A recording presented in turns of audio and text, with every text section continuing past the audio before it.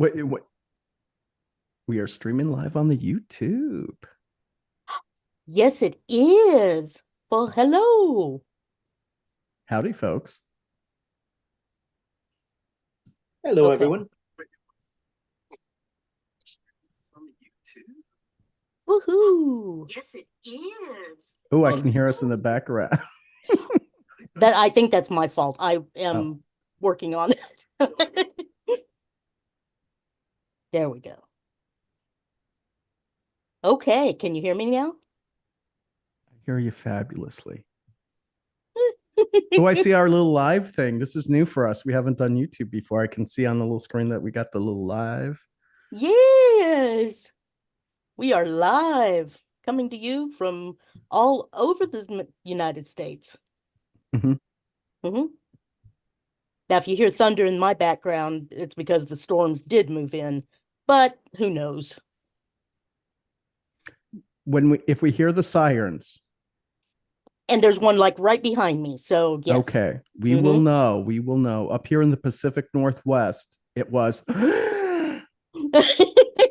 80 and sunny. Oh, well. It was 90 and sunny a couple hours ago here. Okay, perfect. It's just, a little warm and, a lot of soleil for this time of the year, I'm just saying. Yes. But anyway, well, this evening we're having some fun. We decided to go YouTube live just for giggles and see how we did, and it looks like it's going well so far. Got Jacob Rice with me as usual, and Mictlan MoonShadow, our most favorite shamanic practitioner. Excuse me. Yes, and now I will trip over my tongue. Sorry about that. Okay. We'll blame it on the bourbon. There you go. The bourbon did it. And if there's no bourbon, we'll still blame it on the bourbon. There may be rum around here somewhere. That is my favorite. But we're going to talk about spirits, and Mictlan, would you like to give us some background and what you wanted to cover tonight, and we can go from there. Okay. Tonight we're going to be covering shamanism, the concept of death, dying, and the afterlife, and from a shamanic perspective. We're going to be talking about psychopomp work. And if we have the time, which we probably will, we may delve a little bit into possession and depossession work. Woohoo! Oh, well, I was down as soon as you said, I think it was Psychopomp. Yeah. Oh yeah, that Psychopomp. I've no, just so you know, I'm not woo whatsoever. So when I hear something like that, no offense to people that like woo, okay, I'm just not a woo guy. But when I hear stuff like that, I'm like, what is this? What could this possibly be? So Mictlan, before we get into it, I am always dropping reference notes into the chat. Okay. So I know you mentioned shamanism. So as you go through, just be very clear about the type. So I dropped the right one because believe me, the audience will let me know when I drop the wrong type in the chat. Okay. So let's get started with those type of things, okay? Okay. My name is Mictlan MoonShadow. I have been training in core shamanism with the Foundation for Shamanic Studies for around 20 years now. I have been in full-blown shamanic practice for 7 years professionally. I'm a shamanic practitioner. I'm a shamanic healer. I am a psychic medium. And I am a student, a dedicant on the ATC-wise tradition of Wicca, studying to be clergy under Daryl Delph of the Evergreen Hearth ATC. Fantastic. So that's the basics of me. But we're going to delve a little bit deeper on how I come into this work and my approach here in a moment.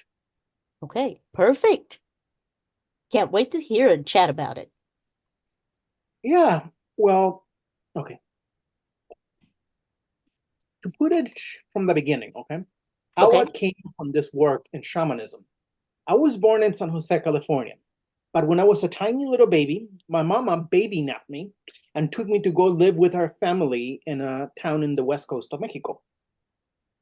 Unfortunately for my father's chagrin, everyone in my mother's family is practitioners of either brujeria, which is Mexican folk magic, or curanderismo, which is folk healing practices. As a small child, I began to show signs of being able to see and speak with the dead. And my grandmother began teaching some of the things that she knew in order to deal with that until I was around 7 years old when she passed away. I received my calling to shamanism in a traditional fashion. I had shamanic illness. In a previous show, we talked about initiatory illness. I think it was a soul level illness that we did under my Mughal name of Roman Delgado. Mictlan MoonShadow is my spiritual name. But I had a very bad upper respiratory issue. I had a fever. And I could not be taken to the hospital because there was a horrible storm in the town. And the doctors could not get to me either because of the storm. And I was dying, and I did not get better until at one moment I remember exiting my body, and behind me was the darkness of the grave, and above me was this light, and from the light came the saint that watches over my grandmother's bloodline as healers. And she basically told me, you can either work for me for the rest of your life, or you can join the ancestors right now. I was about 4 or 5 years old when that happened. My life took many twists and turns that did not allow me to begin seriously training after my grandmother died on healing practices until I was an adult. But that was how I came to shamanism. As far as dealing with the dead, as an adult, having lived through so much trauma, soul loss, and we're going to delve into soul loss as it connects to spirits here in a moment. I was constantly listening to the dead. They were constantly with me. You know, if you talk to people who knew me about 10, 15 years ago, I used to carry a deck of tarot cards everywhere I went, like that when a dead person was talking to me and saying, please talk to my son or to my grandson or something. They're in pain. And I'm like, I would just start pulling the cards. Like if you're in a coffee shop or in a restaurant, I would just start doing tarot card readings on the table. Like that if the person who needed the message saw it and they go, can you do a reading for me? That was my in with the spirit.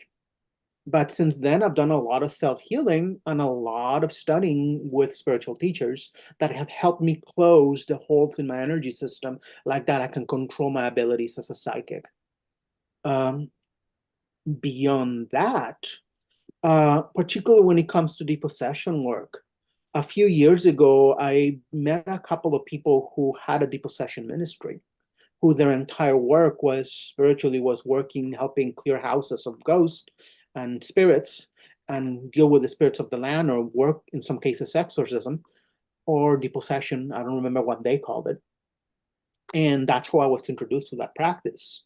And when we parted ways, I realized that I needed to find my own way of doing things because I don't fancy myself a spiritual warrior like they did. I'm a healer. And when I put it out to the world, I found the work of a spiritual teacher here in Seattle by the name of Betsy Bergstrom. And Betsy teaches this technique, this modality called compassionate depossession, which is not for my understanding at this point, it's not something that carries the energy of confrontation towards the spirits or fighting them, but treating the possessing spirits with compassion and dignity and respect and say, hey, I get it. You're not happy here. You want to go home. Let's help you go home. Mm-hmm. And that is the approach that the handful of sessions I've done with that has taken me into. And that is the basic idea of how I came into this energy.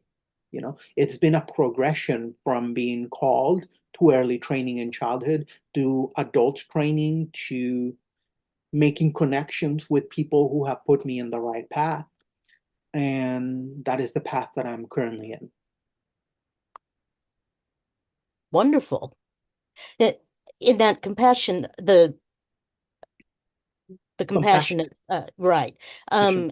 Does that involve a lot of forgiveness as well? It seems like I've read about this somewhere, and it might have even been begun by nuns, unless I'm completely off path. I am not familiar with the full-blown beginnings of compassionate depossession. I know that my teacher, Betsy Bergstrom, for what she has told us in class, she has background on core shamanism like I do. She has a background on spiritualism, like the spiritualist churches of, who do mediumship work. So she's trained as a medium that way. So she has background on Nordic shamanism. She has Native American background. So she has many different things she pulls from. Cool. If we were to talk about specifically the details of compassionate depossession, I think it should be something with either Betsy herself or someone who's qualified to speak on behalf of that particular modality, because I just took the beginner's training. I am not an expert on that quite yet, but it is a huge part of what has flavored my current practice. Okay. I understand that and respect it, and that's perfect. Yeah. Okay, moving on. Yeah, let's move on. So we're here to speak about, first of all, about Psychopomp work from the perspective of shamanism. Okay. So before we speak about Psychopomp and all the other subjects that we're going to talk about today, we need to understand shamanism. And this is going to be a refresher for some of you who have seen podcasts with me here under my Muggle name of Roman Delgado. So bear with me. Shamanism is the primary form of human spirituality. It is the beginning of spirituality before spirituality, woo before woo, religion before religion. Before there was the priest, there was the shaman. Shamanism and the shaman, in particular, the shaman is the bridge between the worlds of the living and the worlds of the spirits, the worlds of the divine. Shamans all over the world tend to use methods to enter an altered state of consciousness. In shamanism, in core shamanism, we'd call it a shamanic state of consciousness, and go into spiritual planes of existence to bring back healing and wisdom and power on behalf of others. In cases of indigenous shamans, it could be that they know where the food is, they know where the animals to hunt is, because they met the spirit of the animal when they were out of their bodies, and they ask for permission. It says, hey, my tribe needs to hunt and they need food. Where can they find you? It could easily be that somebody needs healing and they bring back a piece of themselves, like a soul piece. We talked about soul loss in previous podcasts, but we will go over it here, not in as much depth, but we will cover it as it connects to spiritual possession. It could be that they bring a message to this from the spirit world. And basically the shaman, after a while of working very deeply with the spirits and in a shamanic state of consciousness on a regular basis, begins to be someone who, by the eyes of normal human beings, neither lives in the world of the living nor in the world of the spirits. We live in that liminal space in between, visiting all three worlds on the regular basis and coming back and forth that way. And that is something that is common in indigenous cultures, not as much.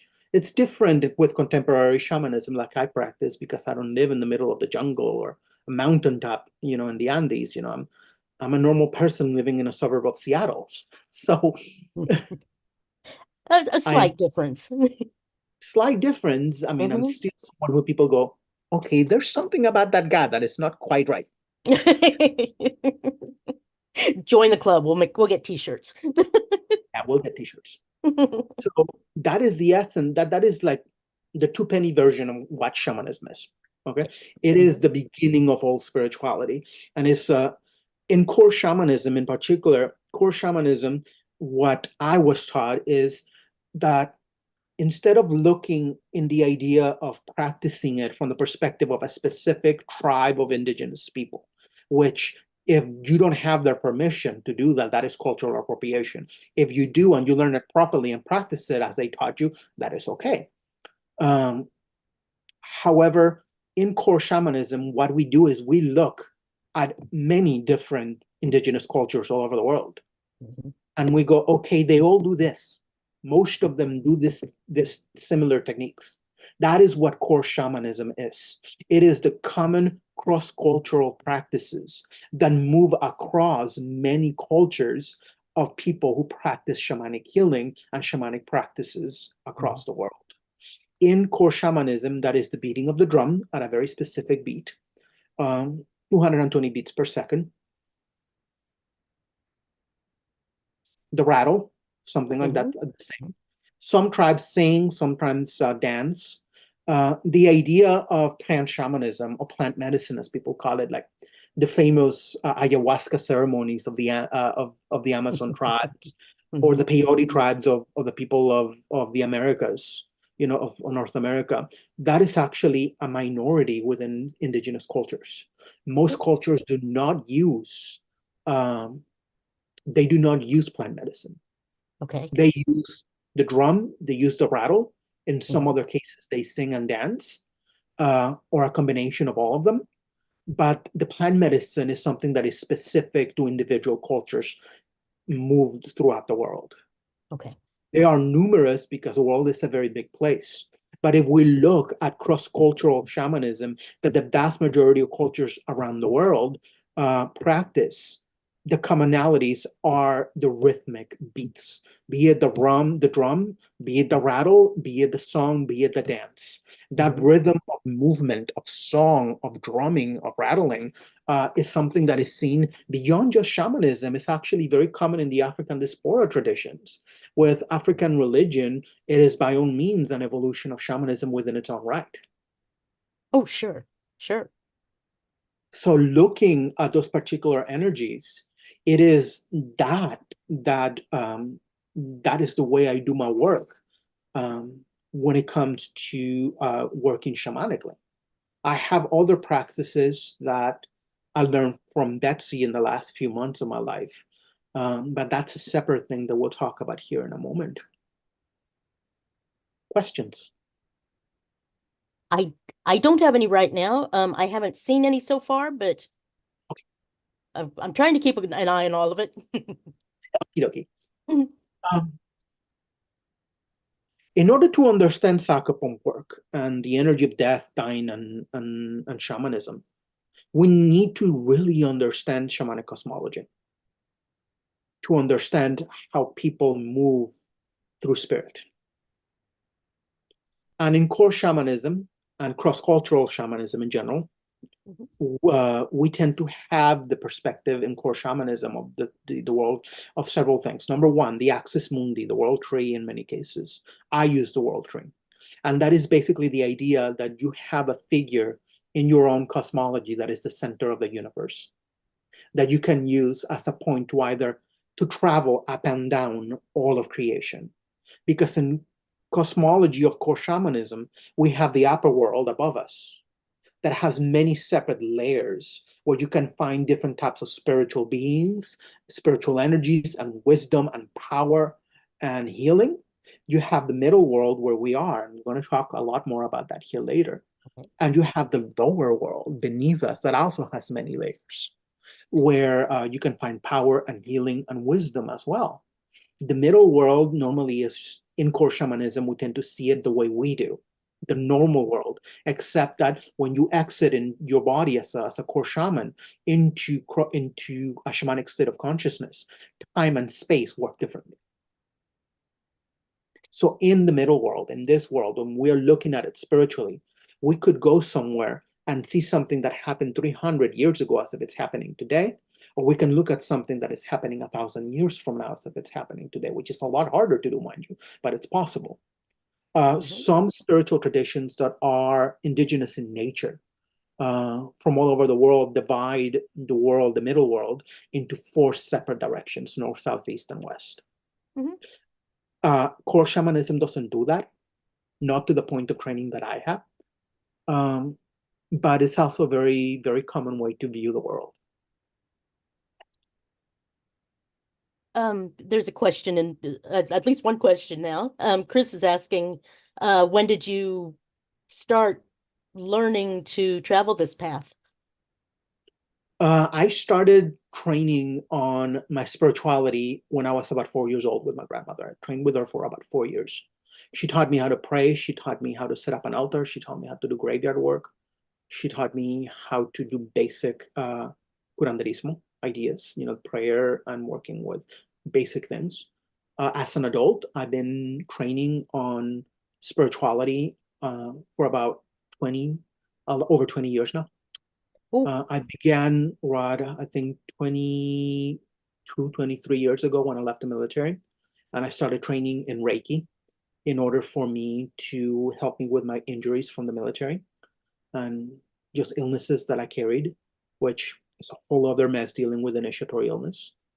After I trained with Reiki, I started training in Core Shamanism much later than that.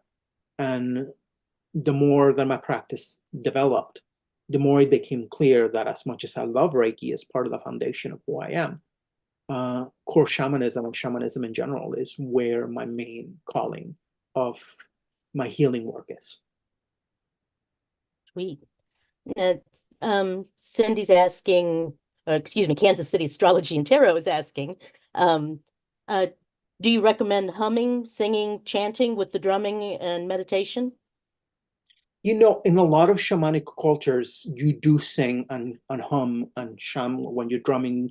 I personally, in Core Shamanism, one of the things that we do is that we listen to a tape, and we just, like that, we're completely free to do our journey with all of our internal senses. Or we have someone drum or rattle for us while we are doing the trance work. Okay. Personally, I deviate from that a little bit when I shouldn't, but I do. And I drum and rattle for myself because it helps me get into the trance a lot better.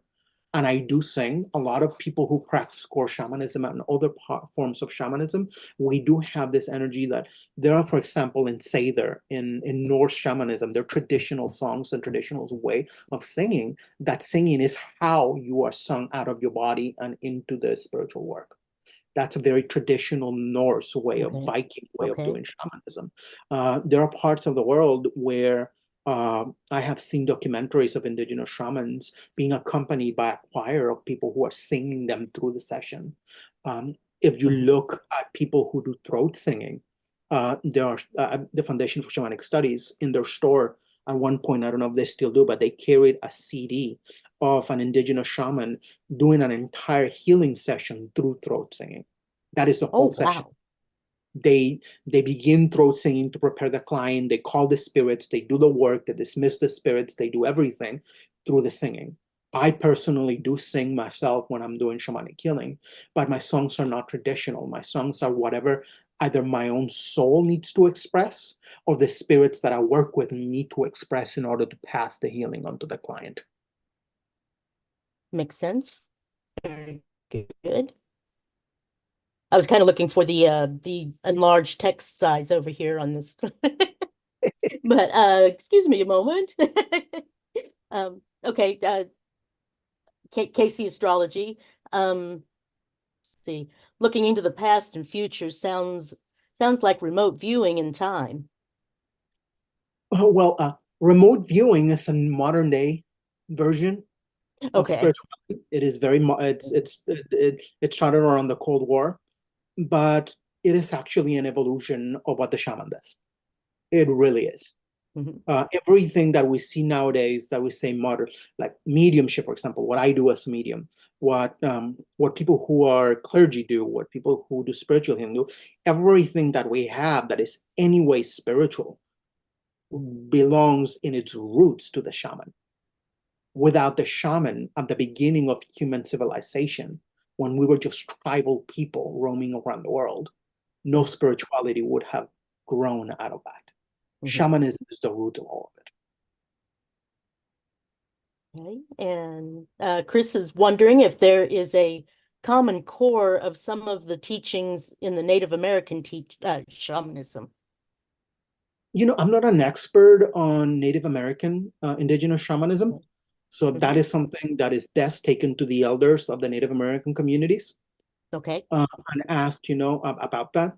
I know that there are some specific types of Native American rituals that more than one tribe is welcome in North America to be a part of. But beyond that, I don't know, and I'm not going to claim that I do. So that is a question best left for someone who carries the knowledge and eldership of those communities. But still a very good question. Thank you, Chris. It is a very good question. Thank you for asking it. Yeah, I know that's Cindy. Excuse me.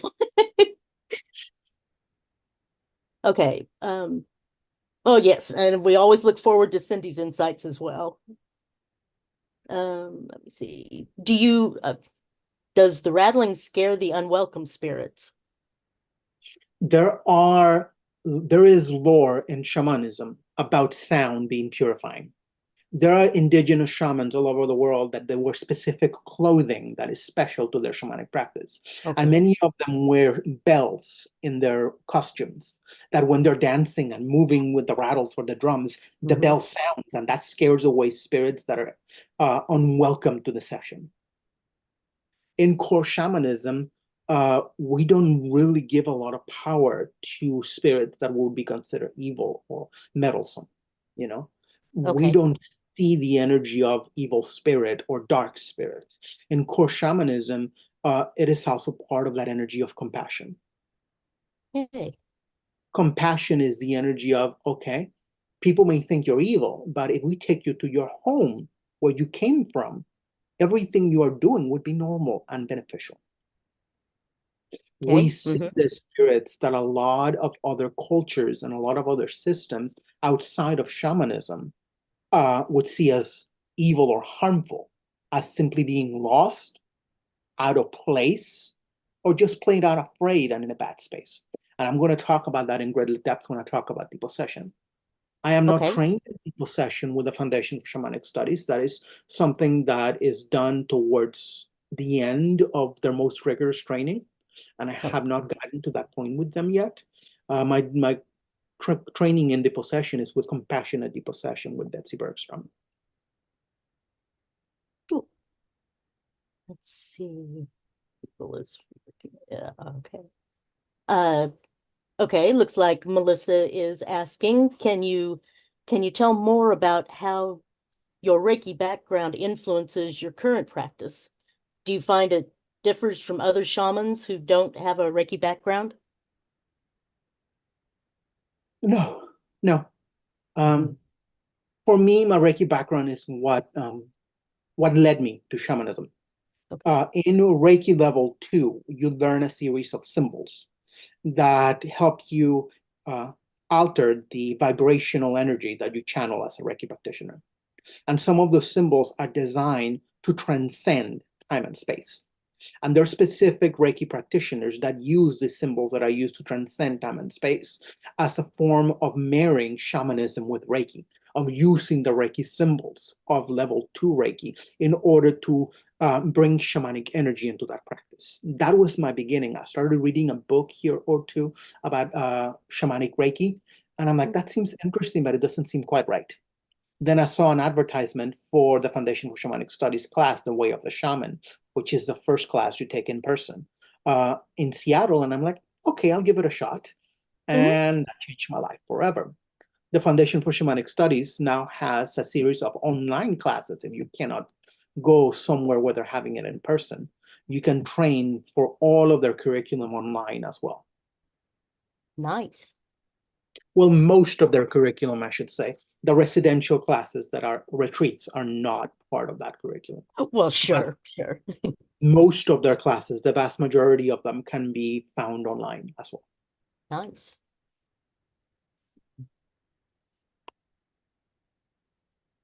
Yeah, Cindy's always amazed at how many similarities are between cultures from all sides of the world.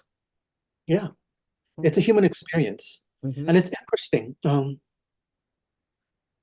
It's an interesting energy because it leads to the validity of spirituality not being something that is an issue of separating and dividing people, but it unites people. If we look at the core energies between all human spirituality, it should bring us together, not divide us even more. But that's a whole other rant that I would go on that I'm not going to go into because. Okay, well, sure. I'm not going to go on that rant because, yeah, I don't want to fall into the pitfall of making it sound like I'm speaking on behalf of other people's practices. So I'm not going to go into that rant. Everything is connected. Yep, definitely. Everything is connected. That's as much as I'll leave it there. And it's an interesting energy because let's move back to the shamanism and how it applies to psychopomp work. And it begins with a cosmology of the upper world, the middle world, and the lower world. Okay. When you do the shamanic healing training with the Foundation for Shamanic Studies, they have the in-person workshop I took to learn that work was called at the time Death, Dying, Shamanism, and Beyond. And part of that was learning this work. And one of the things I learned is that the places that human beings call the afterlife are found in shamanic cosmology. Mm-hmm. The afterlife is not somewhere in another, like somewhere far away. You can find it in the upper world, the middle world, or the lower world. Mm-hmm. So a lot of people believe, for example, let's look at the traditional religions that are more prominent today, which is the Judeo-Christian Abrahamic faith. People who are, for example, Catholic will go, oh yeah, heaven is up, right? Mm-hmm.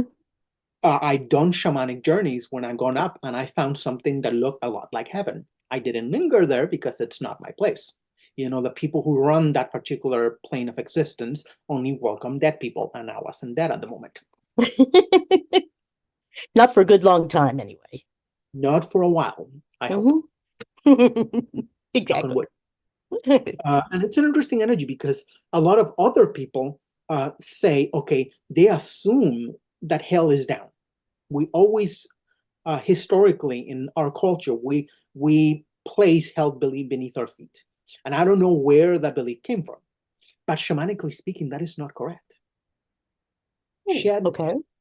If we were to apply shamanic cosmology to religion, hell cannot be down because the upper world and the lower world are places of healing, not punishment. And there's no plane in between, right? There is small planes in between when you go up where you can get stuck, but it's not hell. It's very hard to describe without having been there. And it takes years of training in core shamanism before your teachers allow you to go there. Oh, sure. It's not a safe place. Those in the inner worlds, as we call them. But it's interesting because when you think of suffering, suffering is here. When you go up, you don't suffer. If you do core shamanism or any type of shamanic journey, which is what we do when we rattle, drum, and sing, or whatever we do to get out of our bodies, if we go down, there is no suffering there either. The entirety of the suffering of humanity, living or dead, is right here. Here. And right here. So because of that, if we were to place hell anywhere in shamanic cosmology, it would be in the middle world. Just a different place in its I don't know, I don't want to call vibration or energy because those are not terms we use in core shamanism. But it is a different place within the middle world. I understand.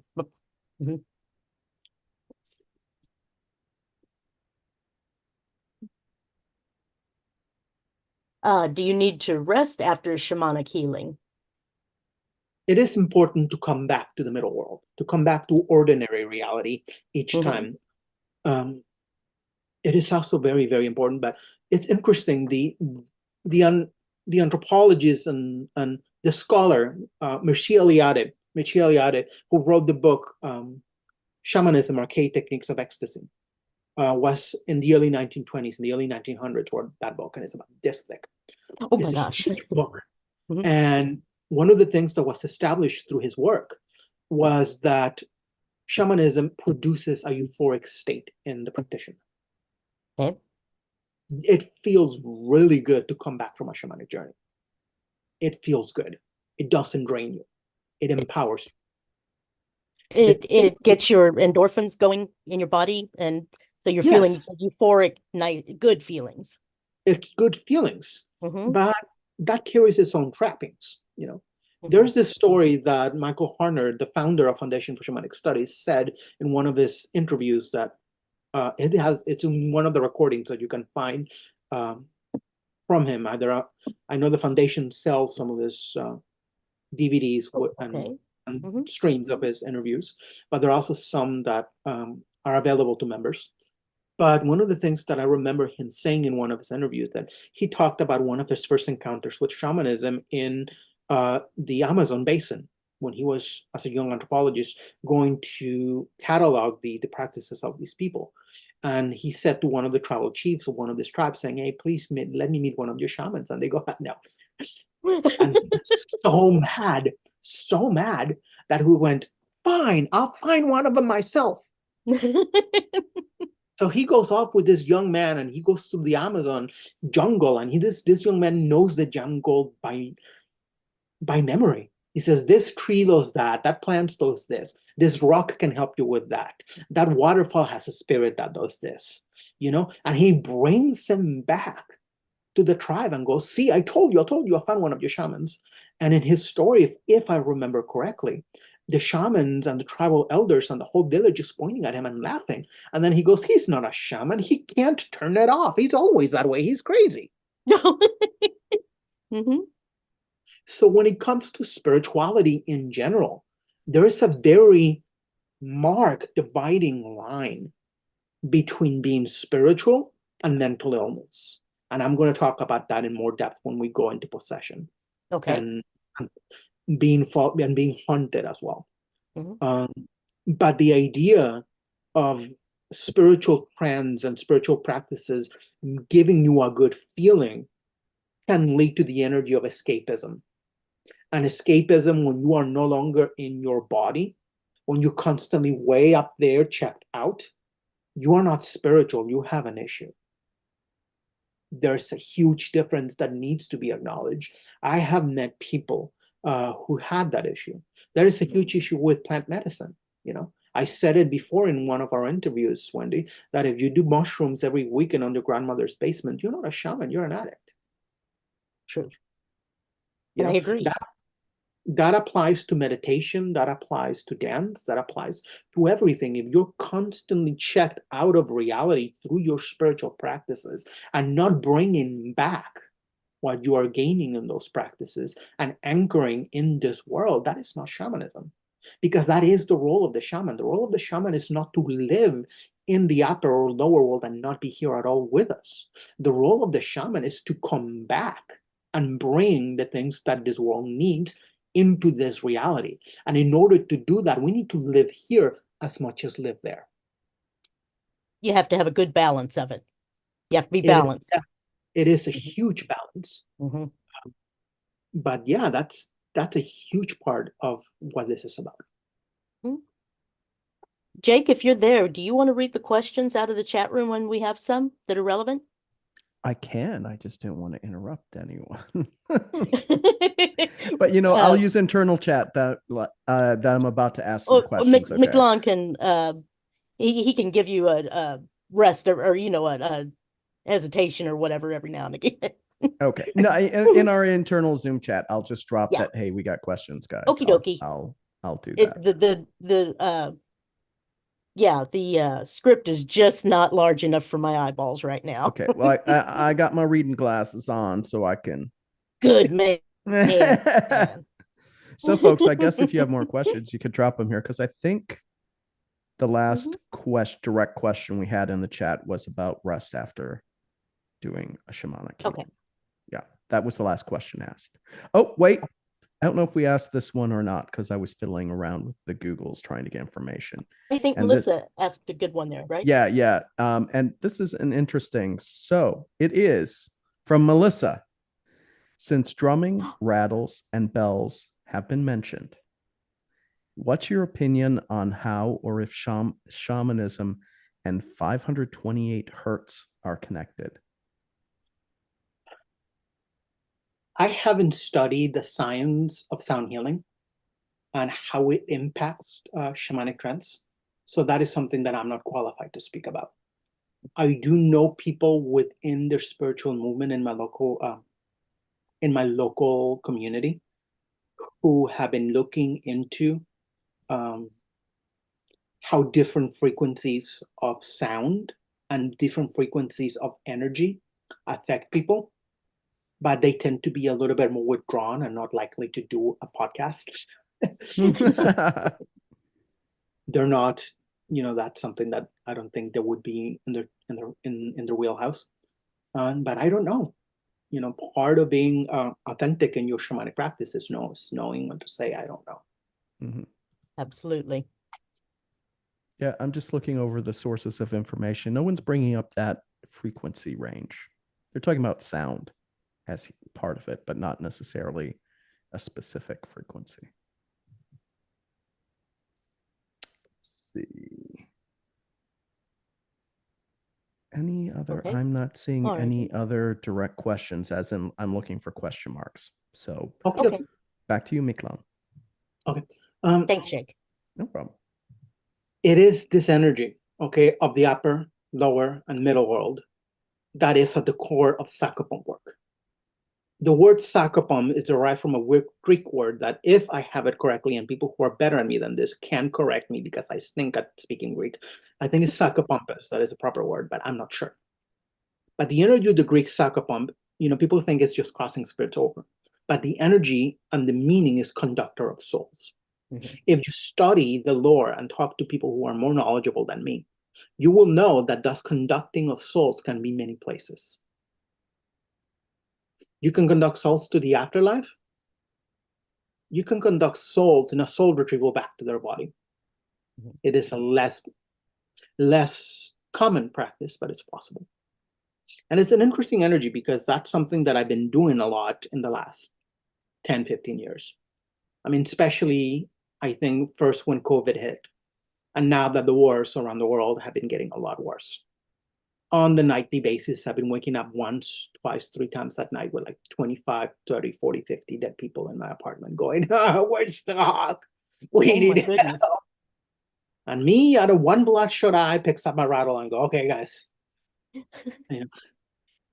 So this energy of the Psychopomp is being able to connect with the lost souls, the earthbound spirits, and say, hey, where is your afterlife?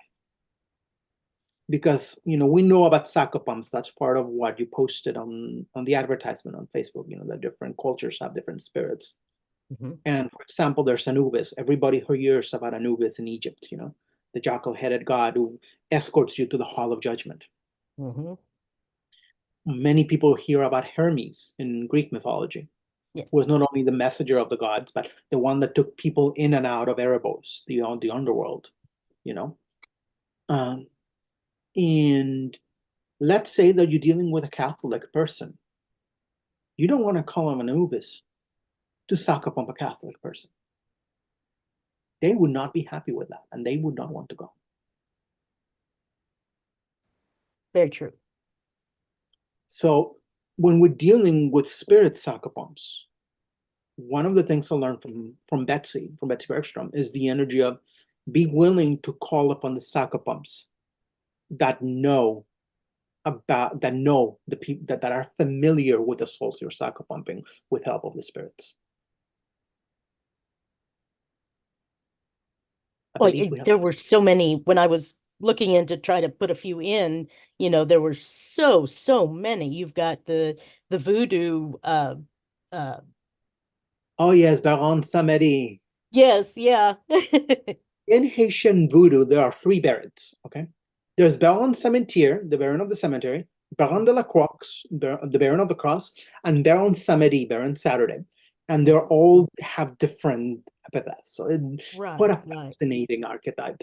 He's the patron of the sorcerers and black magicians in Haiti. Oh. He is the law of the people, not the law of the land, not the law of the church, not the law of the police, the law of the common people. So when no one else has been able to fix somebody else's freaking mess, they go to the Bokor, they go to the black magician in Haiti and go, this person's making a mess. Get rid of them. Make sure that they don't do this again. I have a list. We may have to go to New Orleans. Yeah, I was a little surprised Papa Legba wasn't mentioned as one. Well, Papa Legba, if I understand properly, he is the keeper of the crossroads. He is the gatekeeper, but he is not the Psychopomp. He is the one that's at that door. So it's like the difference between the Archangel Gabriel and Saint Peter, who's open, syncretized with Papa Legba. I believe Jacob has some questions for you. Okie dokie. Okay, I have the questions. We will start with Kansas City Astrology and Tarot, LLC. Hi, Cindy. You can call her Cindy. Anonymity, please. It's the interwebs. Okay. Oh, sorry. Yes. Okay. Yeah. And plus, that's the brand plug. All right. Here we go. Are there specific foods you eat or avoid ahead of a ritual? Ooh, that is a very good question. I like when I'm doing heavy spiritual work, either as a shamanic healer or as a medium in particular, to have my body as clean as possible. So when I'm doing the most work like this, I tend to eat a very either vegetarian diet or pescatarian. When I need to eat animal protein, I eat fish or chicken. Yeah. Unfortunately for me, I'm addicted to cheeseburgers and pizza. But there have been lengthy periods of time when I derailed myself from my diet, and my spiritual system, my energy system has let me know, it's like, hey, dude, you're not doing the work the way you need to because you're not taking care of yourself. Okay. Next question is from Chris. Why do the soul spirits need help? Why are they lost? Ooh, we're going to get about to that here in a moment. Okay. We need to get more through the process of understanding psychopomps in general. And then we'll get to why souls get stuck here or why they're lost. That is a fantastic question. You're just, you're leading me to that point here in a moment. Thank you for reminding me of that. Okay. And then go ahead. No, go ahead. Oh, I was going to say, someone just was asking, I believe it's just Psychopomp, and I've put links all in the chat if you need it. Cindy, I've got there's a few in there. So just go ahead. And that it was more of like, wasn't clear on what was being said, I guess. Okay. Because Psychopomp, let me tell you, you need spell check to help with that one. Let me tell you. Okay. Back to our conversation. Okie dokie. Here we go. When it comes to shamanic healing, the role of the psychopomp, the shaman as a psychopomp, is to take the spirit of the soul and with the help of the spirits and go, where do you want to go? Where is your preferred version of the afterlife? And in core shamanism, in order not to overstep my boundary and divulge teachings that belong to the foundation and that need to be taught in one of their classes, the role of the shaman is basically to take them there. How we do that is something you learn in the classes with the foundation. Sure. One of the techniques that I've learned from other teachers, particularly from Betsy, is to call upon spirits who can help you do that. I mean, I had a situation a couple of weeks ago that I just could not fall asleep. And when I did, I woke up shortly, like an hour later. And I'm like, why am I feeling so anxious and panicky? And then I realized, okay, are there any dead people in this room waking me up? And I get this resounding, powerful yes. And I had to ask, how many of you here? And they go, 57. Oh, oh, good. All of them were lost. And I had to ask, okay, I went into a moment of connecting with my helper spirits and go, let's get all of the helper spirits, the psychopomps that know these souls in their journey and come to help them. And then I asked, let's ask the keepers of the gate, like Papa Legba, like St. Peter, who are the keepers of the gate of the afterlife that they would be comfortable going to. And then I asked him to just get them there, the psychopomps, to take them to those afterlives. So if you have issues with spirits that need to be crossed over and you don't have access to a shaman, that is the first thing to try, is asking for the psychopomps and the gatekeepers to take them to the afterlife, then close the gate behind them and move on. Never leave the gate open. But it's an interesting energy. There are many reasons why a soul would be earthbound or lost. One of the ones that happens that is more well known, especially through pop culture, is people who die suddenly. People who are not even aware that they are dead. People who just pass so suddenly that they're like, where am I? What's going on here? Where's my body? People who are not even aware of that. There are people who choose to stay here. I met souls with that group of people that I was clearing houses with, where the spirits chose to stay in the house because the house belonged to their family for generations. I have met souls who needed to be Psychopomped because they decided to stay with family members until they passed away, or because they wanted to be a matriarch or a patriarch to their family for their future generations from spirit. But after a while, that energy no longer applies to who they are. They are forgotten. They are no longer the sources of wisdom and power and strength and community that they were when they were alive. So they basically go, yeah, it's time to go. There are other situations. For example, a couple decades ago, it is my understanding, and if anyone listening knows that I am mistaken, I apologize. Some denominations of Catholicism stop using the last rites. Instead of giving people the last rites, they give them a blessing for the sick. Interesting. From my perspective, I feel that there are many spirits who needed the last rites, who could not be at peace because they were simply blessed to hopefully get better. They knew they were going, and they needed their last rites. Sure. In energies, for example, with the pandemic, when you have someone in quarantine and they die in quarantine, and there's no one there to give them the last rites according to their religion, there's no closure with their family. Their family is just not there to say goodbye. All of those are reasons why they could not cross over. Aside from the very much choice of being here.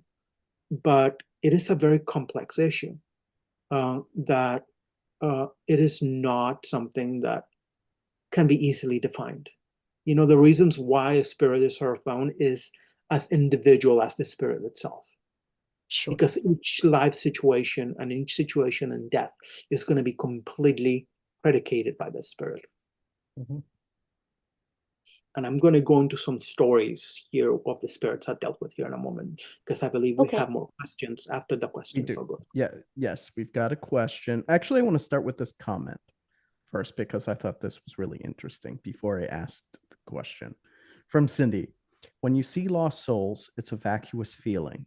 It's such a feeling of low depth that even sadness seems elevating. And then for the actual question, so she's following up with a question. I'll ask two here. So the first one is, so in the path of going forward for souls, they need to avoid reincarnation. Is reincarnation a trick?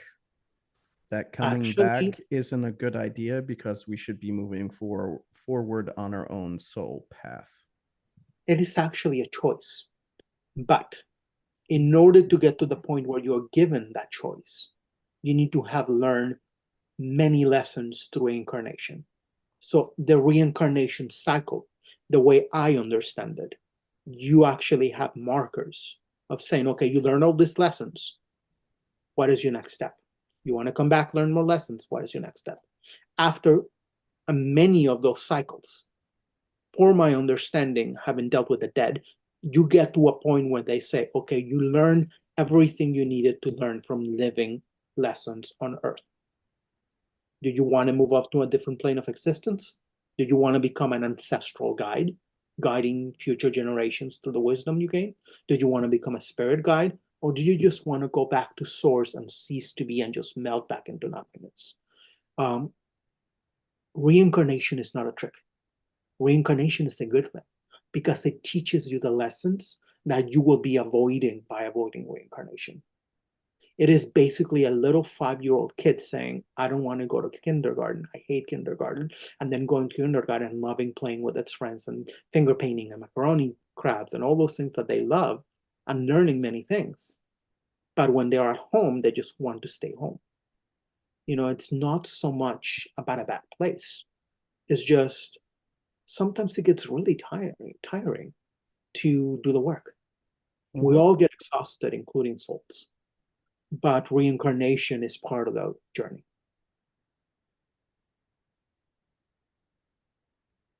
Okay, those were our questions. Chris doesn't want to be reincarnated anymore then. I'm with you. I'm checking out too. I'm like, see ya. Yeah.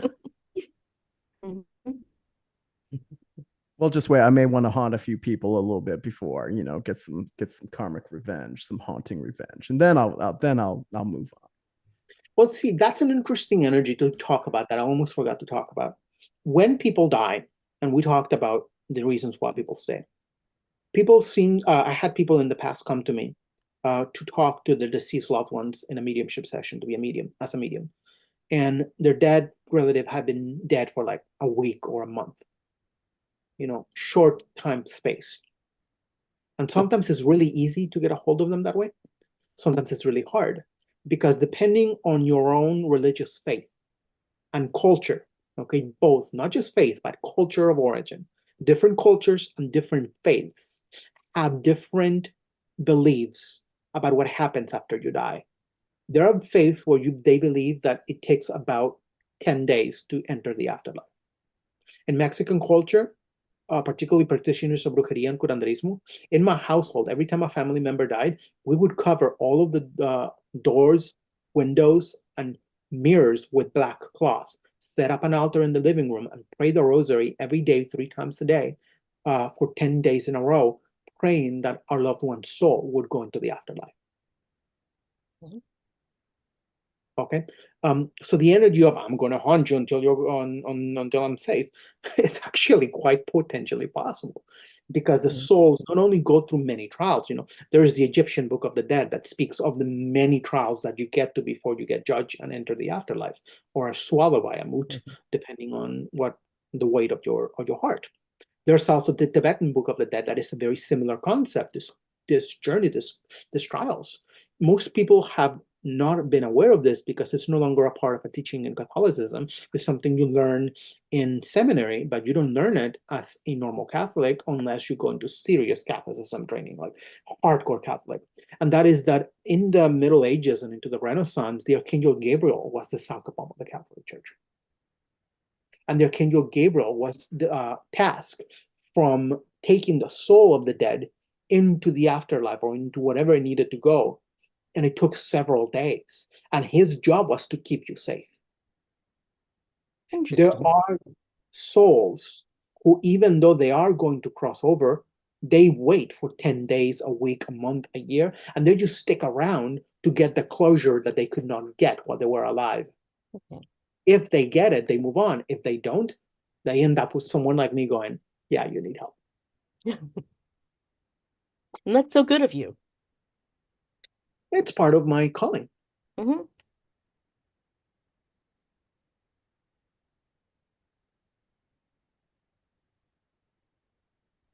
Okay, we do have Cindy another question.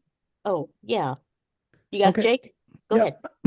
So if someone wants to melt into source, what happens next? You cease to exist.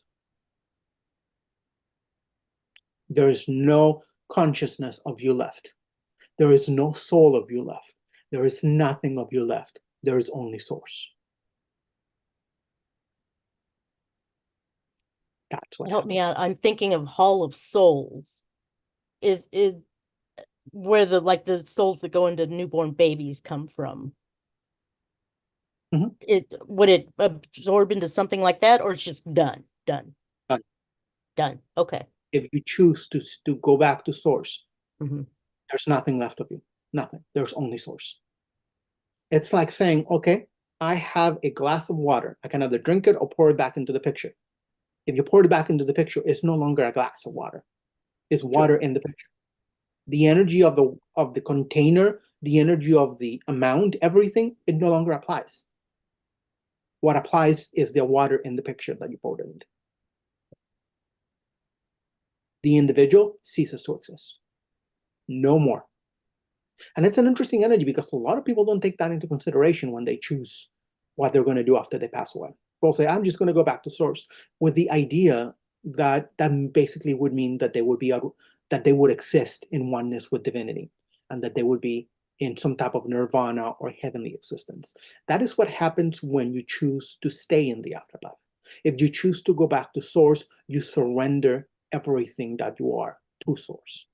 It is, you don't think, you don't feel, you don't anything. You're not there anymore. Source is. At least that's my experience with shamanic journey. Other shamans and other mediums will tell you otherwise. And that might not be so bad either, you know, just depending on your experiences and life choices. Yeah, that's it just is what it is. That sounds like True Death from True Blood.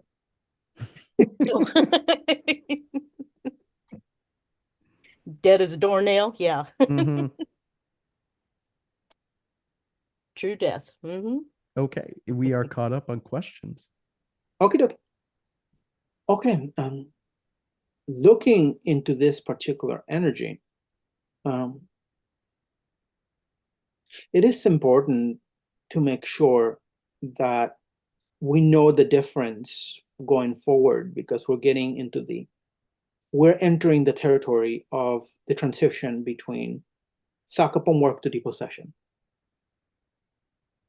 Okay, there's a huge difference between being possessed and being haunted. And most people don't know the difference. Being haunted is like having a puppy following you around who has a lot of fleas. Okay. You let him into your house following you around, and eventually you're going to get fleas all over you. You're going to get bitten. Okay. When the dead are following you around, when they're haunting you, and they need to be crossed over, because as long as they are in the middle world, haunting you, following you around, they're not going to become the wonderful, epically beautiful souls that they could be. If they were toxic, abusive, vitriolic, nasty people alive, if they don't cross over, they're going to be nasty, abusive, vitriolic people dead. Okay. There is no growing and no helping them as a ghost. They don't have the energetic capabilities. They don't have the help that they need. They are suffering, and their suffering only creates more pain, not only for them, but for the people who they are connected to. Right. Sure. The people can't move on because this energy is attached to them and causing them more and more grief. That's understandable. It's like the idea of basically having a nasty case of food poisoning that could kill you and refusing to go to the hospital to get your stomach pumped. If that food poisoning is bad enough to kill you, you need to go to the hospital. Sure. The same thing with the souls. If they're refusing to cross over and get the help that they need, they're just going to get worse and worse and worse. They become the poison. They become the poison. And it's an interesting energy, because that's another reason souls don't cross over. I've had so many souls that refuse to cross over because they were taught that they were going to be judged. And they're like, nope, I don't want to be judged. I did so many horrible things. And even as a Psychopomp, as a shaman working Psychopomp work, I have encountered souls that either said, I'm not going, or they were under the impression that they needed to go to hell for what they did. So they've created their own judgment and right there. Well, yeah. And it's an interesting energy, because that's something I say a lot in my work when I talk to people and I do classes and interviews, is that is the most damaging part, one of the most damaging parts of hellfire and brimstone preaching. Because when you're preaching hellfire and brimstone, you're going to create that mentality in a human soul. And they're going to be afraid to face the divinity that they worship. And they're going to be afraid to cross over. And before you know it, you're going to have many people in your congregation who have passed, who are souls stuck in the middle world, who are basically ghosts because of that. So that is another aspect of that. Jake, can you take over for just a minute? I need to run get the power cord for this. Yeah, sure. Thank you. I'll be right back. Okay. I guess I'll come off onto video real quick. This is what a day of yard work looks like, people. Okay. Okay. It's actually quite an interesting energy. When I dealt in the past with people who are haunted. That actually came to play a lot for me in my work dealing with generational curses, doing ancestral healing. Mm-hmm.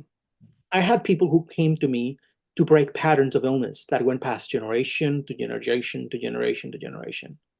And when I did my shamanic journey to say, okay, what is this mess? I ended up with a specific earthbound spirit of a family member or a member of their community who was the first in that community to enter the energy of that particular negativity, to start the illness. And unless they were crossed over, they could try to break off the pattern to heal the pattern on their own all they wanted. As long as they were alive, following their family around, they were going to repeat the pattern anyway because they were going to be reinfected by the illness of this original earthbound spirit. That is something that it's not quite the same with possession. We're going to talk about that here in a moment. But when we're dealing with earthbound spirits that need to be psychopomped, it's basically somebody that, if they were alive, they are refusing to go to the doctor because they have a really bad cold, and all they wanted to do is sit and talk to you and sneeze in your face.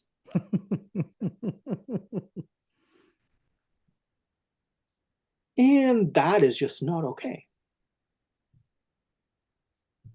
When it comes to being haunted, one of the number one reasons, and this is going to help me segue into possession. When we're talking about being haunted, one of the number one things that I ask my clients who are haunted is that if they have mental health care issues or if they have emotional health care issues, that they need to get professional help. A lot of them get angry with me and they'll come back for session 2 because of that. But there's something that needs to be understood about people with mental health care and emotional health care issues. Is that they are basically like moths to a flame with the dead. Mental health care issues and emotional health care issues tend to attract the dead and possessing spirits. So unless you're taking the proper medication the way the doctor told you, unless you're going to therapy, you get rid of one, there's going to be 100 more waiting for you. Because that energy, that dysfunction in your energy system, that is the emotional wounding or the mental health care issue, it's a big hole in your aura what they're getting in. And unless that hole is closed, not only by shamanic healing, but by working with mental health care professionals, unless that hole is closed, it is pointless to do the Psychopomp work because they're just going to come back.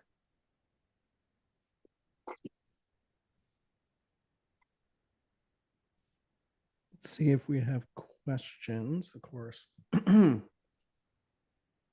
Wendy mentioned the small print earlier. Here we go.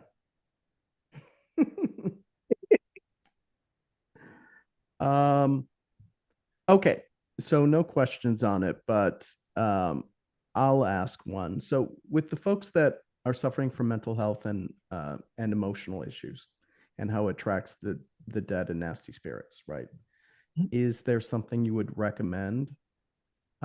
Let's just say they are taking their meds as directed. Okay. Things are still happening. What would you recommend to kind of create a barrier with the spirit so these people can live their lives a little bit better? Aside from Psychopomp work, number 1, soul retrieval. Number 2, power animal retrieval. Okay. Shamanically speaking, soul loss and power loss are a huge way in which you're left vulnerable to spirits. And that is something that it's an interesting energy because both happen because the energy of trauma.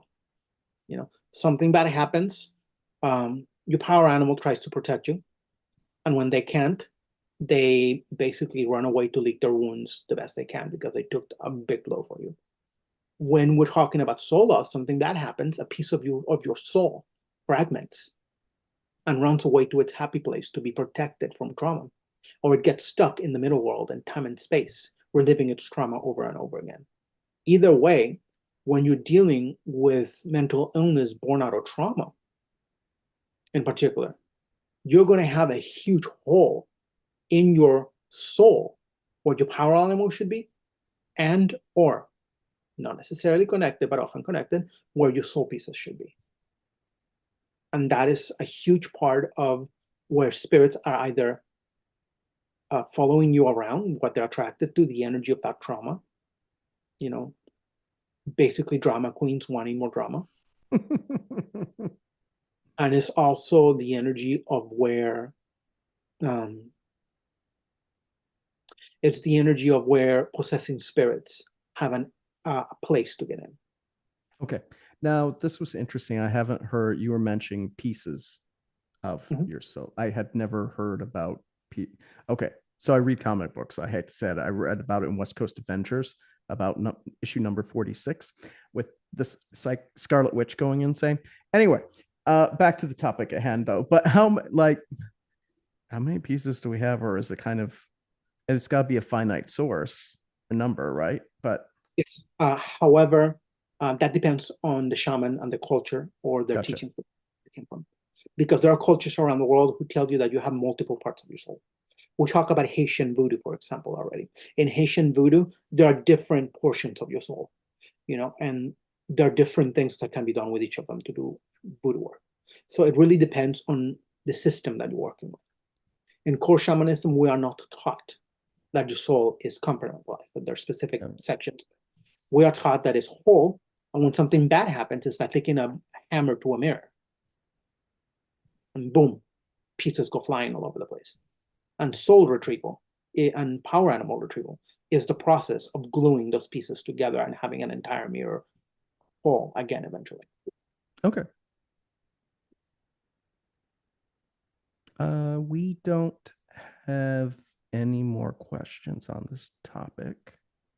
Okie dokie. Hi, Wendy. Hi. Now I've got the right chord, so it's all good. All right. I'm gonna go back to lurking the interwebs in my information hunt. Okie dokie. Good luck. Thanks.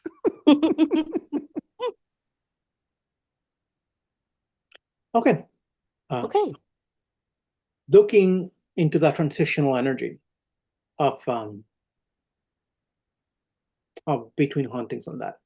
Hauntings are very interesting because hauntings could be benign. Hauntings could be difficult to deal with. They can be not benign. They can be aggressive. I had one haunting that for me will ever be the most terrifying experience of my life. As a shaman, as a shamanic healer, as a psychopomp. I was in a case with a group of people who did house clearing, same group that I told you about. And when we entered this house, the general techniques of Psychopomp work were not working. We asked the person whose house that was, and they let us know some things about themselves that were connected to the spirits that needed to be crossed over. So when I crossed out of my body and went into the middle world to see who needed to be crossed over, I just realized that there was a connection to the case and spirits of human beings who were white supremacists when they were alive. And there I am, a Mexican shaman, shamanic healer, person of color, with a tiny little rattle, and several generations of members of the Ku Klux Klan in full Klan regalia staring at me. Ooh. Had they been alive, that would have been the end of my life. Yes. But absolutely. I had to get to a point with them and say, hey, I'm not here to judge you. I'm not here to fight you. I'm here to offer help if help is what you want, to go somewhere where you can learn from your mistakes and be happier, healthier, and stronger the next time. And I crossed a whole bunch of them over that day. But, oh my God, I thought I almost peed my pants. I damn near peed my pants. As much as you can find the energy of your grandmother watching over you because she died and she still cared about you, you can find the energy of an ancestor or a member of the family or a member of the community whose energy is not conducive to your own well-being. And in this particular, in cases like that, it is a little more difficult to psychopomp them I've had encounters with souls that needed to be psychopumped, that had to be psychopumped against their will. In core shamanism, we are taught you don't do that. It has to be their choice. But as a healer, I had encounters with souls that were doing such an epic amount of damage to the living that I could not give them that choice. Mm-hmm. I just couldn't. Sometimes that just is the case. Yeah.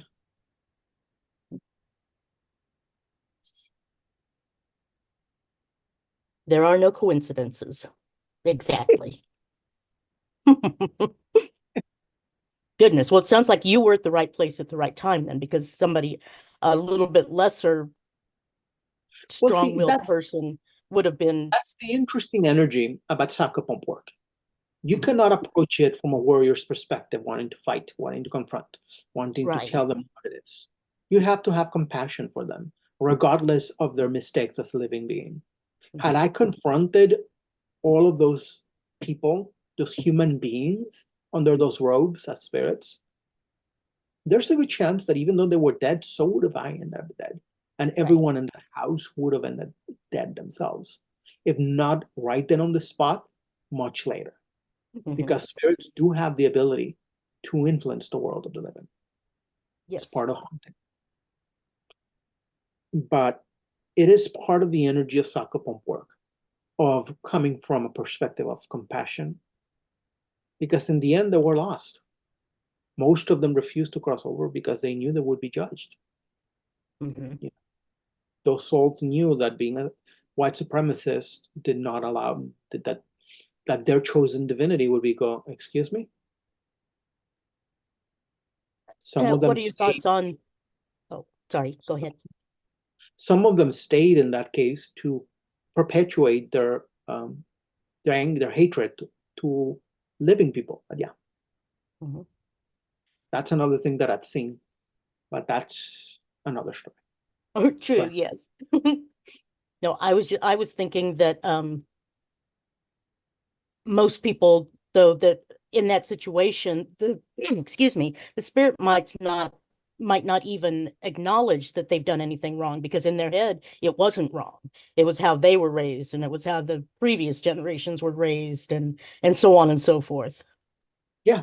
It is why we have to look from the perspective of, okay, this being, this soul is lost in more than one way.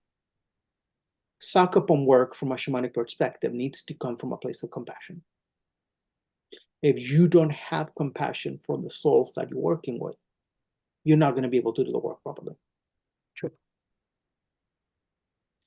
That looks like a perfect segue into possession. Here we go. I was talking to Jacob while you were gone about some of the things that make you vulnerable to possession. I don't know if you heard.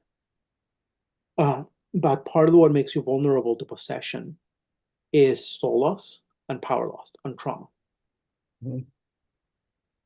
I was telling Jacob how when you have a hole in your soul due to power loss, soul loss, and trauma, you attract the dead. Yeah.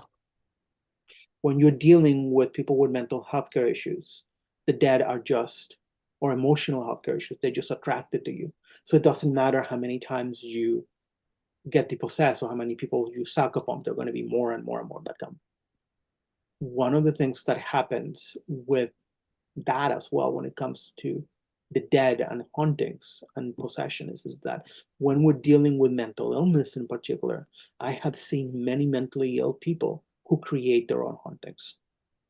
I know ghost hunters have some paranormal phenomena that they deal with in cases when someone is either going through puberty or menopause, and particularly women who are going through a difficult time, that their psychic senses go out of control and create hauntings.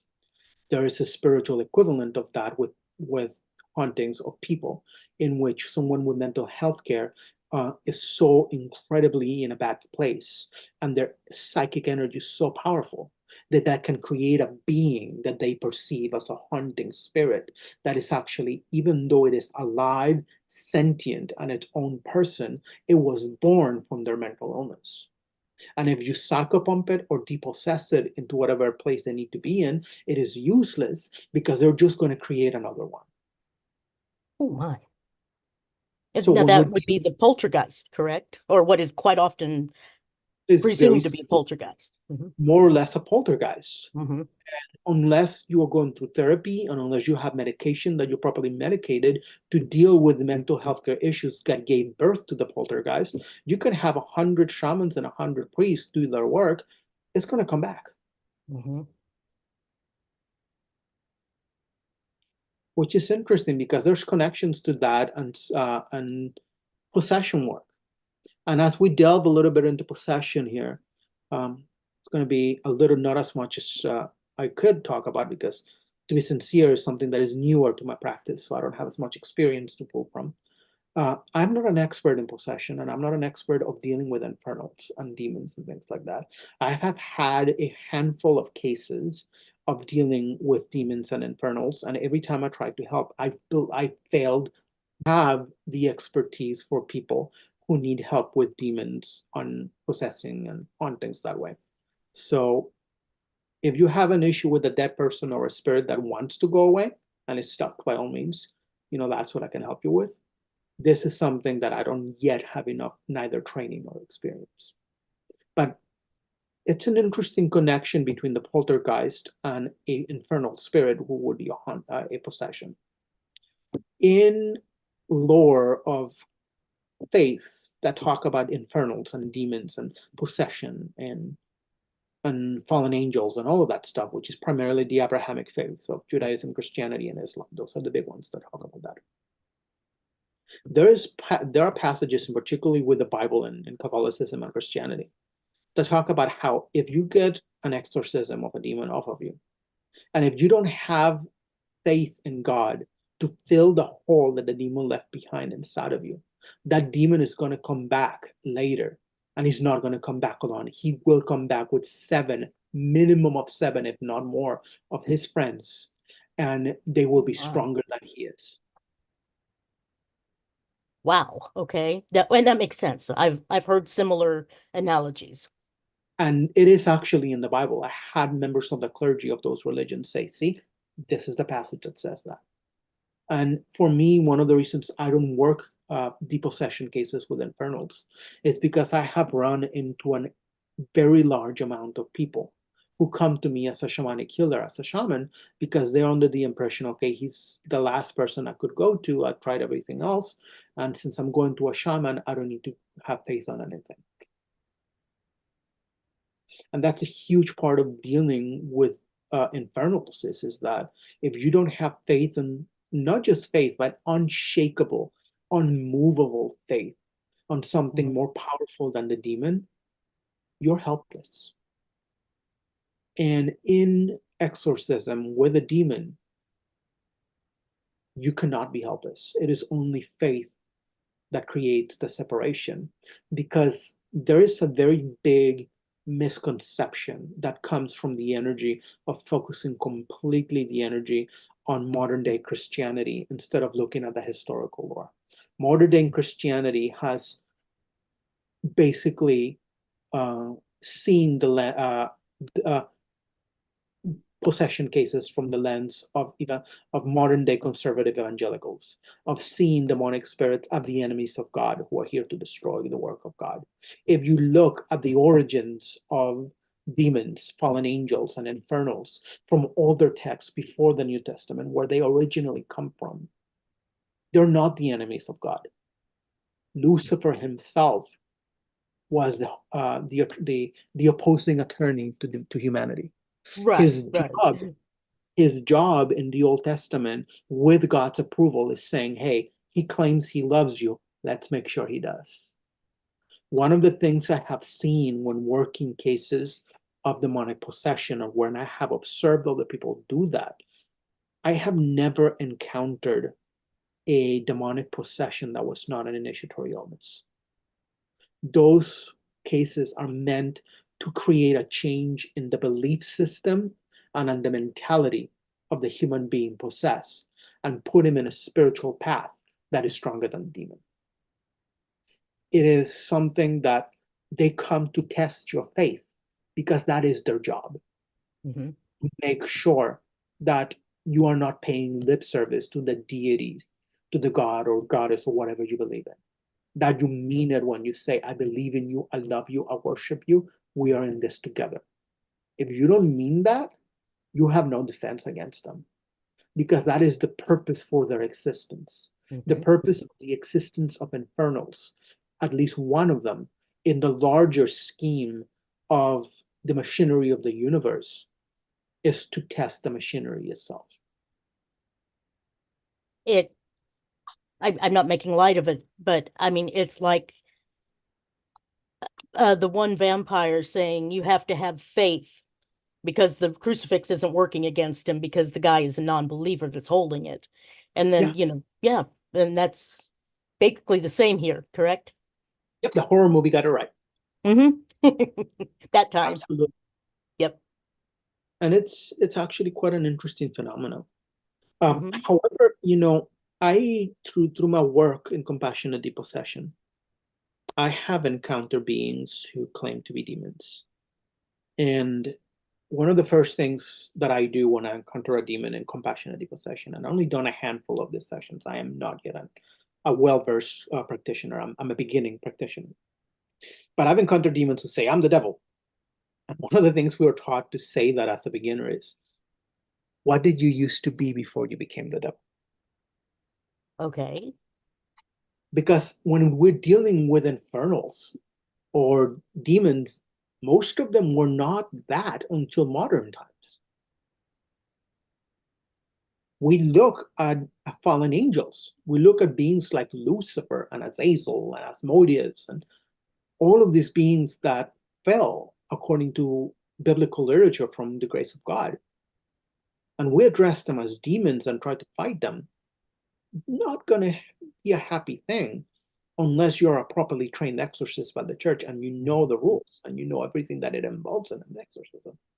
But if we address them as someone who's an angel, who is in a mission different from other angels, an angel who's here not to help humanity, but to test humanity. I also encountered, go ahead. Well, you also, if you step outside of the Christian belief and the indoctrination into, believing the Bible is fact instead of a book that was written and rewritten and rewritten and rewritten, who's to say that, what is now thought of as, a demon wasn't just initially an elemental that was around from the beginning and was feared. Uh-oh, did I give you a heart attack? No, thank you for taking the words out of my mouth. Oh, sure. Hey, anytime. Sorry about that. It's okay. It's a beautiful thing to go into, because there's so many spirits that I've encountered in shamanic healing as a Psychopomp who were with people who were ancestral spirits, for example, that they were ancestors, who were medicine men and medicine women, for example, or who were druids or priests or priestesses of the old ways, or whatever their version of that was. And when they did not cross over, religion came about that was different from indigenous religion. And they say, oh, that's demonic stuff. And instead of being respected as an ancestral spirit or as an elemental or as the guardian spirit of the land or the spirit of a mountain or whatever, all of this power and belief got dumped on them, that no, you're not a mountain, you're not a forest, you're not an ancestral spirit, you're not a druid, you're not a shaman, you're not a witch, you're a demon. And against their will, all of that power from that belief that people have about them tainted their energy. And because they were dead, it was difficult to defend themselves spiritually. So they got twisted out of shape by other people's belief systems. In my work in compassionate depossession, it is part of my work when I do a depossession session that part of it is making sure to give healing not only to the human host, but the spirit that is being psychopumped in that session. To make sure that then when they go back home to whatever plane of existence they came from, to whatever place in the upper, middle, or lower world they need to be, that they go back not as the demon or the demonized version of themselves that suffered and created suffering for others because of that, but as the individual soul who was a loving, caring, decent being filled with love. And that looks differently for different beings. You can deal with a full-blown jinn or a demon that when you take away the hatred of all of those centuries, that yes, they might have been a fallen angel, but if you take away the modern day Christian viewpoint of they're the enemies of God, and you say, no, you were working for God and testing people's faith, that session completely changes its energy and say, where would God want you stationed next? What is your next place? Do you want to go home to a hell dimension? Do you want to go back to heaven? Do you want to stay in the middle world and go somewhere else? I am happy. Something else. I am very happy that I'm not yet working with demons and jinns and elementals and things like that. That is in a more advanced version of compassion and depossession. But what I've learned so far is laying down the groundwork for future training on that. Sure.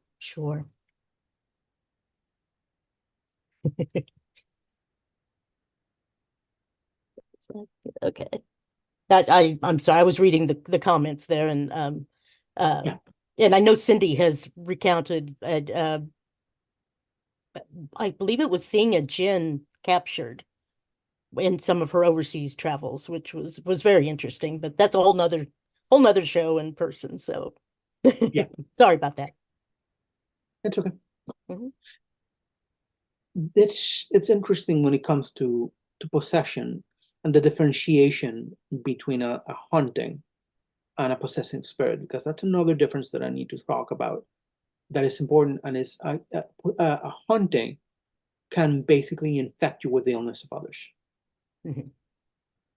A full-blown possession can absolutely destroy your personality because you are being overtaken by somebody else's will. It is not like catching their cold. It is like becoming them. Right. And it's a very marked difference.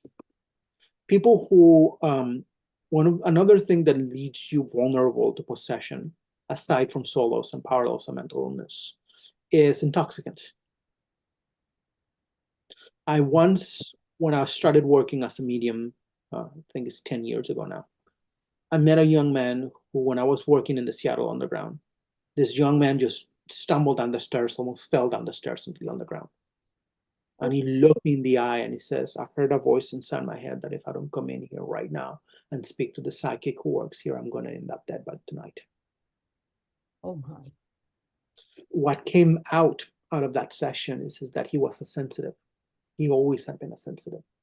He could feel spirits, he could talk to spirits, he could send, he was a full-blown medium in his own right. But he didn't give it much thought. So when he was of age, when he turned old enough to drink, he went to a bar and started getting drunk.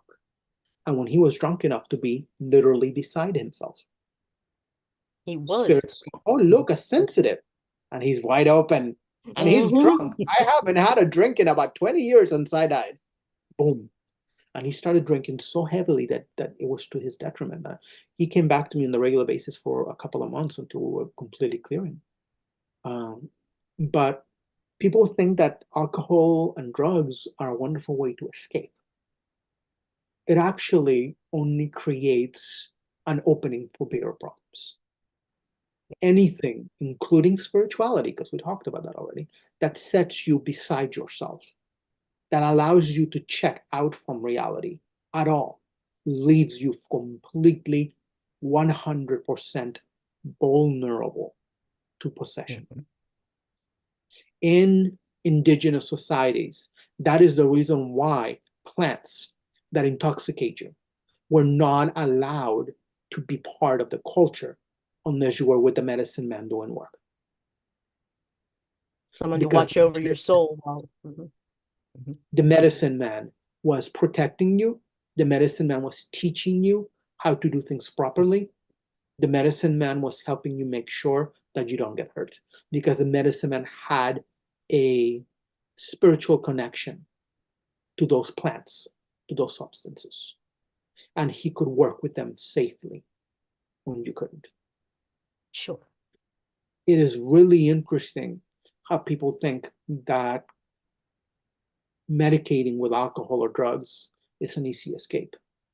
I've seen so many people who started drinking and their toxicity in their life got so much worse.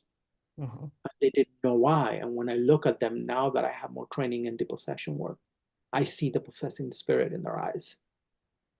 I see the alcoholic, abusive man who committed suicide or beat his wife to death, just lurking in there waiting for the next drink and the next moment to get angry.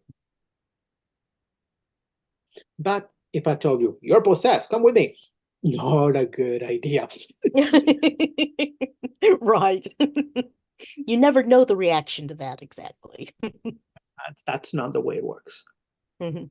When people ask for me for a depossession session, it's my signal that the spirit itself is saying, yeah, I want to go home. Okay. That makes sense. Because the spirit that is possessed, the suffering spirit, as I like to call it, is aware of what it entails. Good. And just as an awareness, especially if you're a sensitive, if you have the ability to connect with spirit, before you get drunk or high again, make sure that you put your protection up. In, as I said earlier, in indigenous societies and in shamanic practice, we don't do intoxicants in a non-ritual fashion. Okay. It is always a full-blown ceremonial thing. A good example of that is for me in my Wiccan practice. One of the 8 paths of power, part of the Eightfold Path, as we call it, the Eightfold Path, which is how Wiccan practitioners go into trance to perform magic, alter our consciousness to be more effective witches and magicians. One of them is intoxicants. So one thing that I do, that I only do it when I need like a really heavy boost to go into trance to cast a spell, is have a glass of wine. Unless it's a special occasion that I'm with friends, I don't drink at all, unless it's ritually. Because for me, when I'm that relaxed, that puts me in the perfect space to wield my magical energies, to deal with the spirits, to deal with the gods and the goddesses and the elementals and all of it. Because it reminds me of the drum, it reminds me of the dancing, it reminds me of that. That is my plant medicine, alcohol. Other people will have something different. But it is important to understand that yes, they are fun.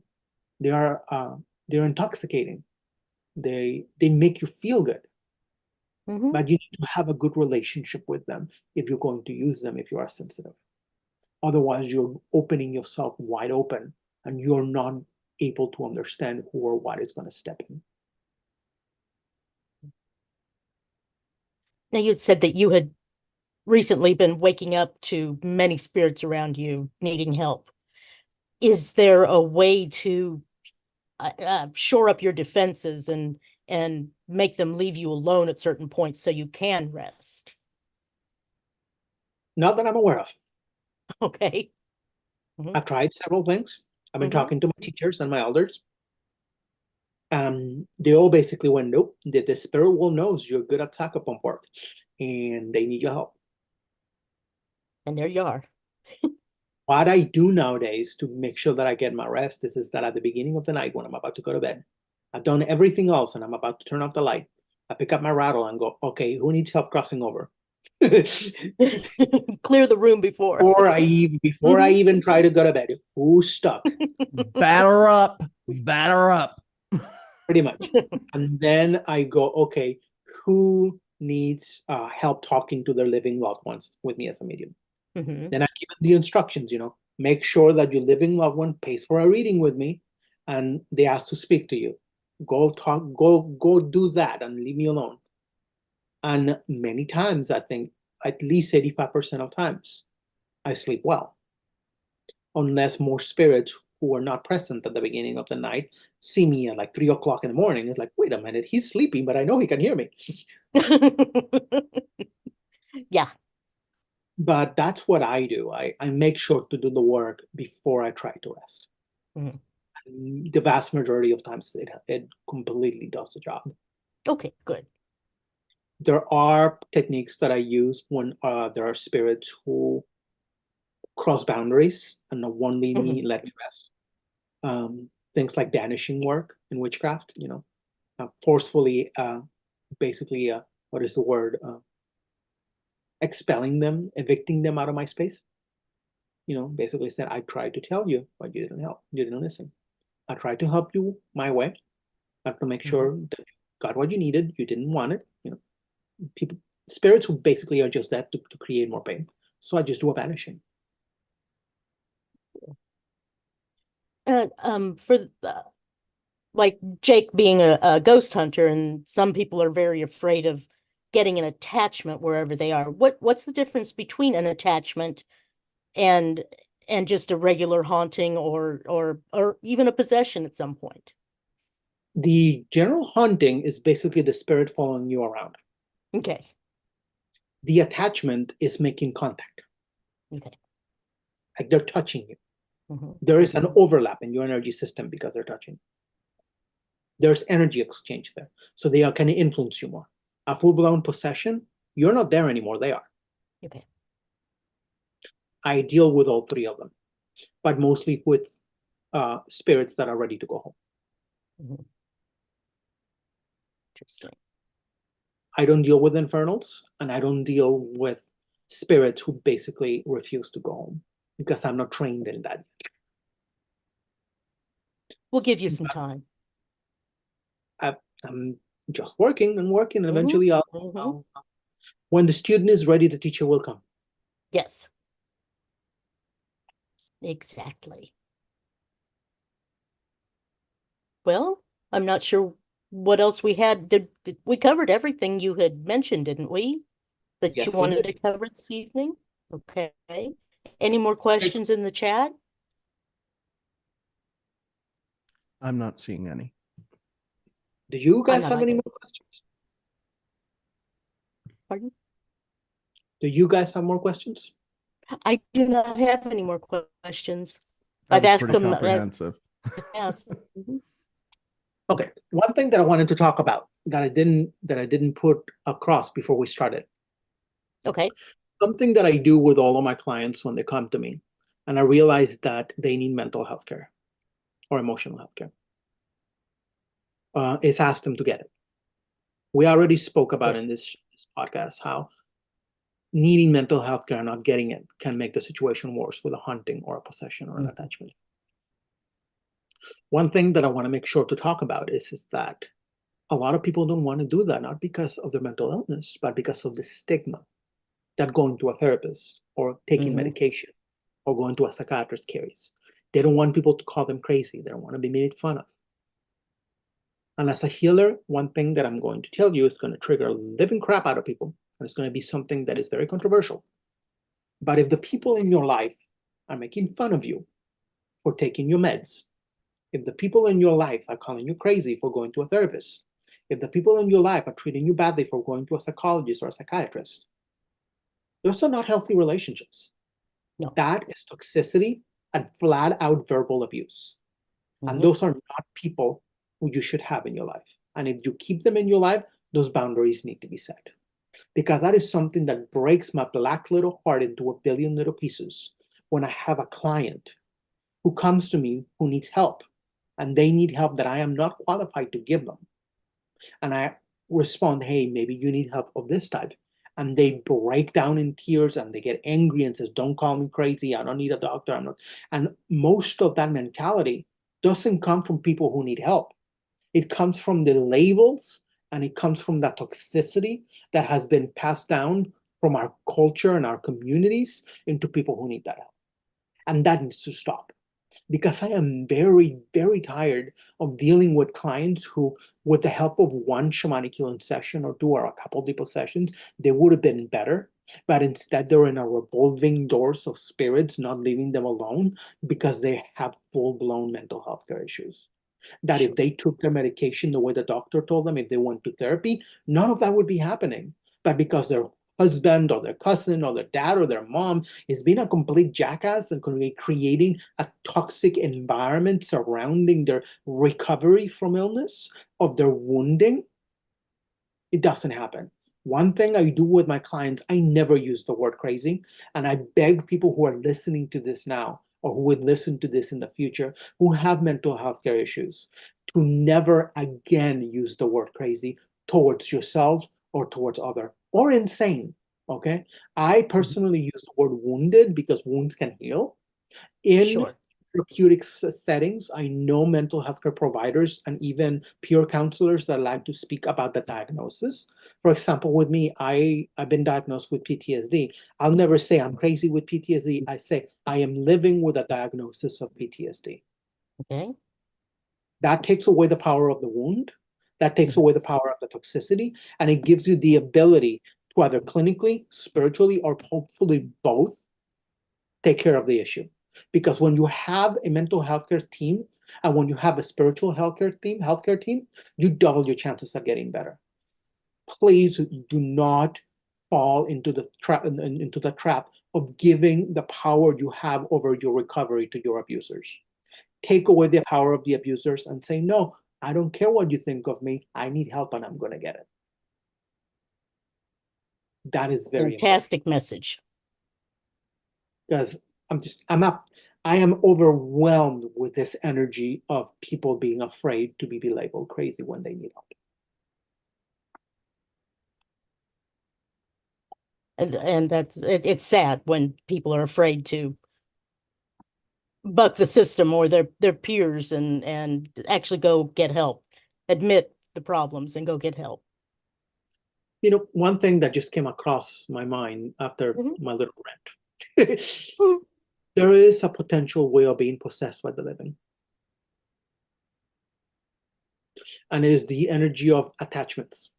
When you're dealing, for example, I deal a lot with battered women. A lot of my clients are battered women who come to me to get spiritual help to empower themselves to break the patterns of abuse.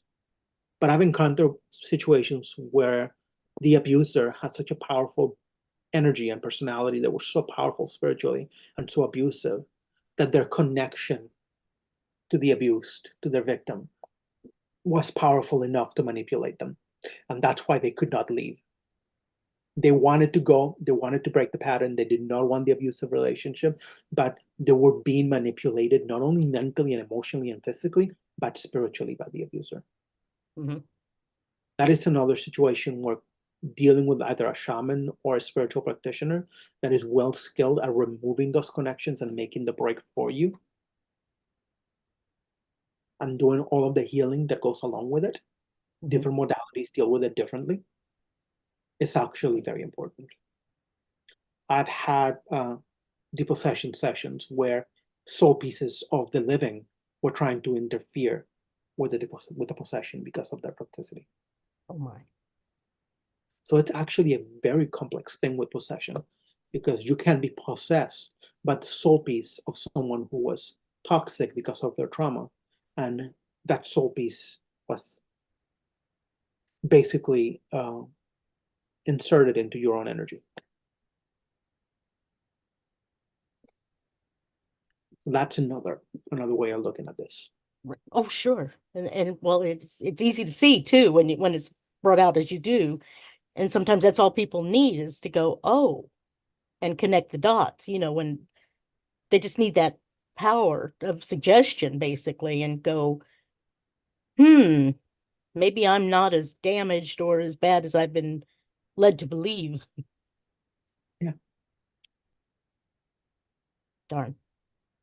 Anyway, that was the basic Yes. gist about tonight.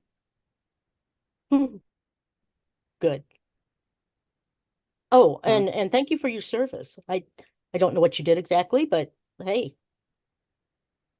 I was in the Army. Okay. Not long, mind you, but I was in the Army. Me too. I was in the Army. I did it to go to college, in and out, 4 years. They didn't want me, so I didn't go. Anyway, looks like we're getting fairly close to wrap-up time, aren't we? Oh, yeah. Yeah. Yep. Yeah. Now, people can get a hold of you at your website, correct? www.teotoltonali.com. Cool. And the website has its own contact me form. Mm-hmm. They can send me an email through the website. Okay. Please, if you're going to email me, triple check to make sure that your email address in the contact us form, in the messages form, is spelled properly. I've had people get incredibly mad at me who says, I messaged you 3 months ago and you never messaged me back. And I look back and it's like, yeah, similar address. They misspelled their own email address. And when I tried to email them back, it bounced. So please, please, please, it is so easy to just have a mishap, to have a little typo. Oh, yeah. Yes, it is. In an email address, a little typo will lead me to your email, my email to you bouncing, or me sending a random email to a completely different person. Mm-hmm. What do you mean you want to depossess me? Who are you? You say I'm haunted. What kind of crap? What are you? No. Make sure that happens. I have all of my services listed on the website. I'll talk a little bit more about the boundaries between our work, what a session may look like. After this is posted to YouTube, I'm probably going to link this podcast episode to the Absolutely. website, because I have another one there that people really like. So I think they will really appreciate this one as well. But that is the basic idea. Anything on your end that you want to say before we go? Thank you so much for your time and for the wonderful show and information. And I love following your journey with you. Thank you. Thank you for having me. Yep. I learned some things. I didn't know most of this stuff, to be honest. So like 90%, like the attachment stuff, I do ghosty stuff.